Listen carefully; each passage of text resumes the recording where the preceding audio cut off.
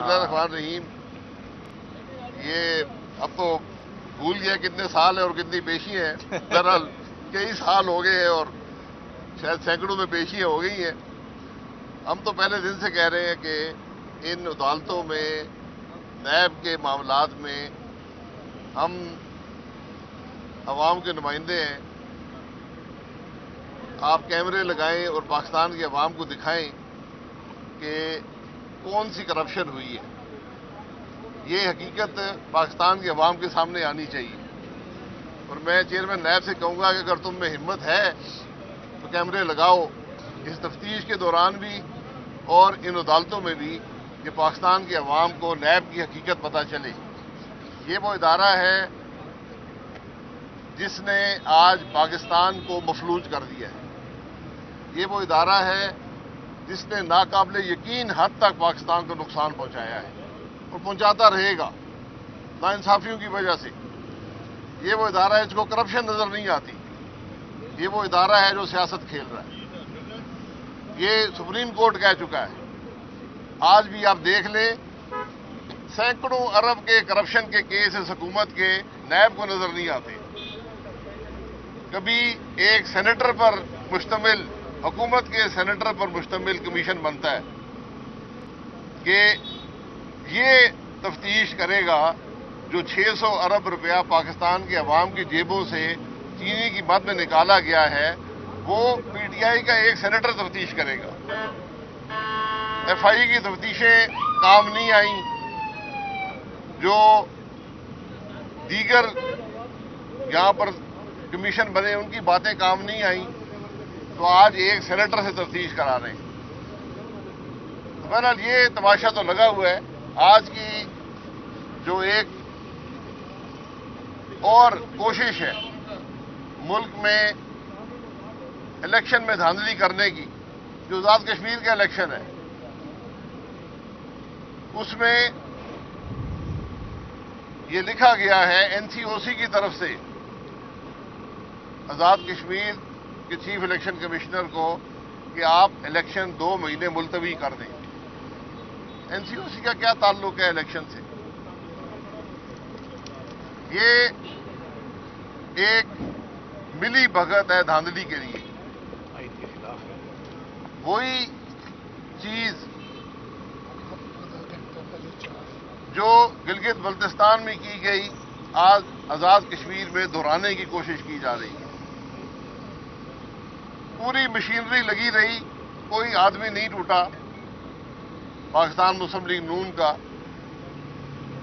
3 दिन पहले एक इलेक्टेड एमएलए को तोड़ा गया और उसके गले में पीटीआई का पट्टा डाला गया। वो फोटो आप जरूर देखें कि उस आदमी की आंखें ऊपर नहीं उठ रही, सर उसने नीचे किया हुआ है। ये आज आजाद कश्मीर के इलेक्शन की हकीकत है। आजाद कश्मीर में धांधली करेंगे तो दुनिया को क्या मुंह दिखाएंगे? हिंदुस्तान के सामने हमारी पोजीशन क्या होगी? आज एनसीओसी इलेक्शन डिले करने की बातें कर रहे हैं। क्या ये बात आईनी है? क्या ये मुतालबा एनसीओसी कर सकता है? पूरा पाकिस्तान चल रहा है इलेक्शन में, तो बड़ी आसानी से आप एसओपी इंप्लीमेंट कर सकते हैं, उसमें कोई मसला नहीं है।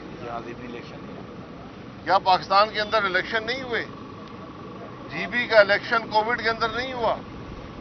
क्या आज आजाद कश्मीर में जरूरत पड़ गई है? कम है। आज कोशिश पूरी है कि इस इलेक्शन को भी यहां से भी अवाम की राय को तोड़ा जाए, इलेक्शन चोरी किया जाए। लेकिन हम ये भूल जाते हैं कि दुनिया देख रही है। पाकिस्तान में इलेक्शन चोरी हुआ, उसके असरात आज पूरा मुल्क बर्दाश्त कर रहा है। जीबी का इलेक्शन चोरी हुआ, पूरी दुनिया ने देखा। आजाद कश्मीर में जब इलेक्शन चोरी होगा तो हमारे कश्मीर में मौकफ की क्या हैसियत रह जाएगी? हम हिंदुस्तान के सामने क्या बात करेंगे? ये जो हम अमन की बातें कर रहे हैं, पहले अमन अपने मुल्क में तो कायम करें। पहले इलेक्शन तो अवाम की मर्जी के मुताबिक होने दें। पहले अवाम की राय का एहतराम तो करें, वोट को इज्जत तो दें।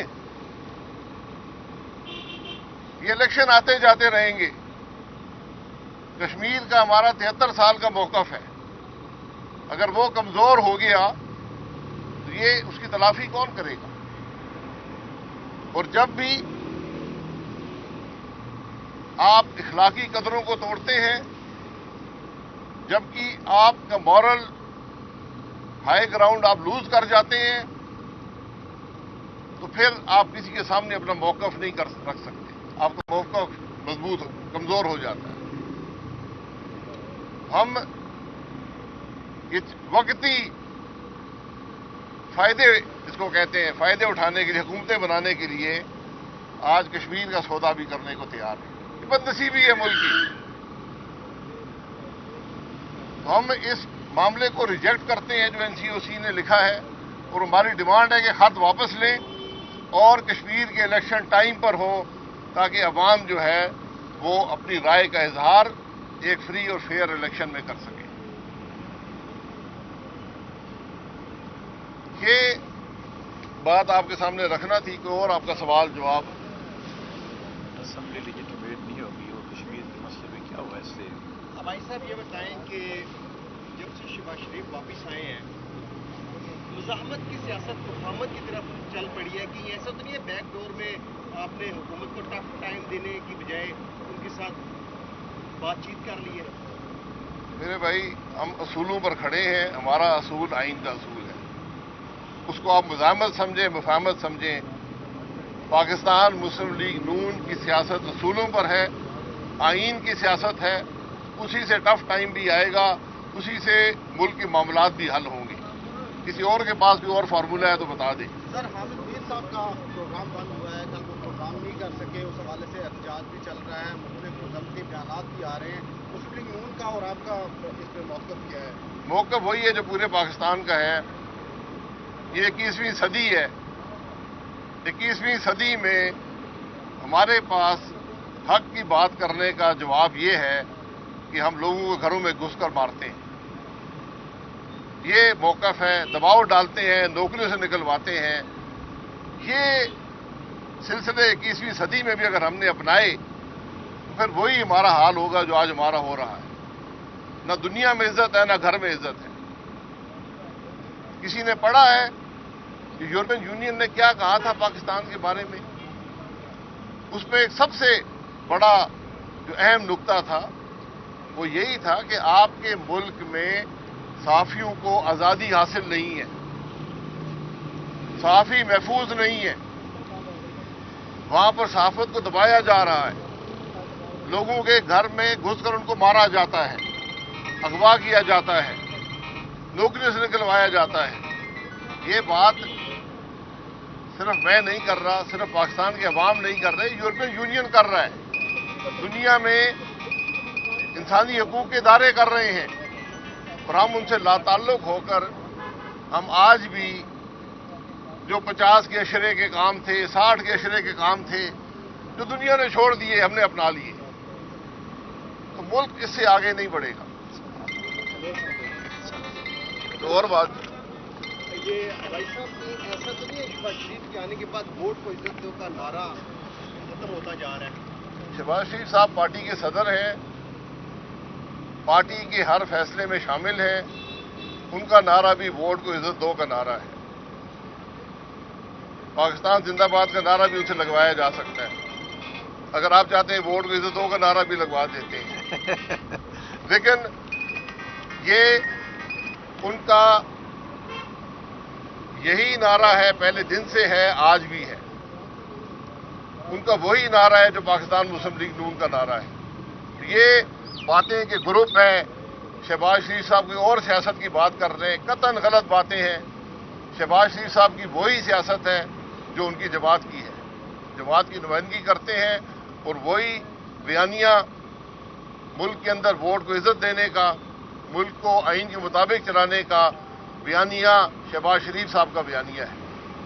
اس لیے بالکل یہ ذہن سے نکال دیں کہ مسلم لیگ کے اندر کوئی تفریق ہے. نہ یہ ہو سکتی ہے اور نہ ہے. جی، ہماری صفر کوششیں. جس نے اعتماد توڑا ہے، اعتماد کو بحال کر آ سکتا